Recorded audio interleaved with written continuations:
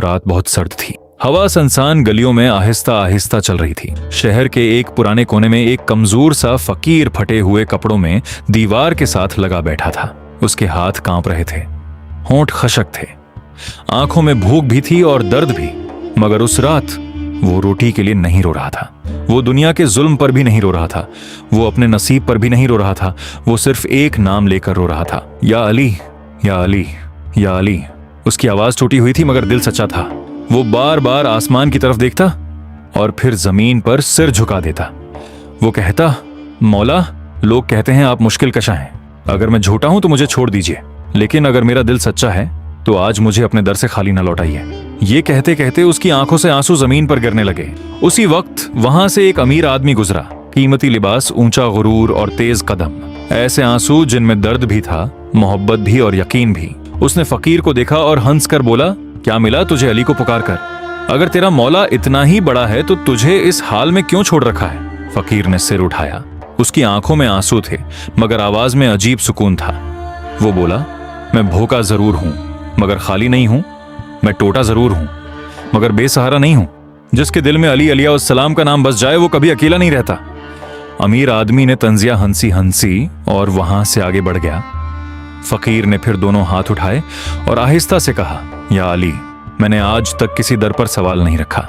मैं आज भी आपके नाम पर बैठा हूं। अगर देना है तो अपने कर्म से दीजिए और अगर आजमाना है तो सब्र भी दीजिए। कुछ देर बाद गली के दूसरे सरे से एक बूढ़ा शख्स आया।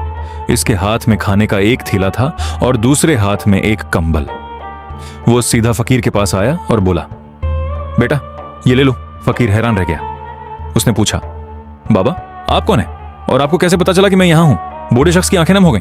वो बोला, मैं सो रहा था, मैंने ख्वाब में एक नूरानी चेहरा देखा। आवाज आई, हमारा एक बंदा हमारे नाम पर रो रहा है, जाओ उसे खाली हाथ न रहने देना। फकीर के जिस्म पर कपकपी तारी हो गई, उसके हाथ लर्जने लगे। उसने फौरन थैला अपने सीने से लगाया और जारो कितार रोने लगा।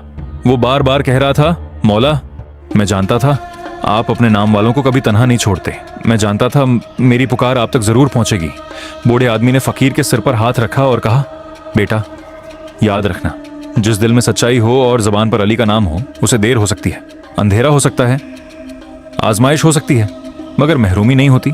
अगली सुबह वही अमीर आदमी वापस उसी गली से गुजरा। उसने देखा कि फकीर के चेहरे पर अजीब नूर है, उसके पास खाना भी है, कंबल भी और लबों पर शुक्र भी। वो हैरान होकर बोला, यह सब कैसे हुआ? फकीर ने आसमान की तरफ देखा और मुस्कुराकर कहा, रात मैंने सिर्फ एक नाम लिया था और सुबह उस नाम ने मेरी किस्मत बदल दी। अमीर आदमी खामोश हो गया। उसका गुरूर टूटने लगा, आंखें झुक गईं, दिल कांपने लगा।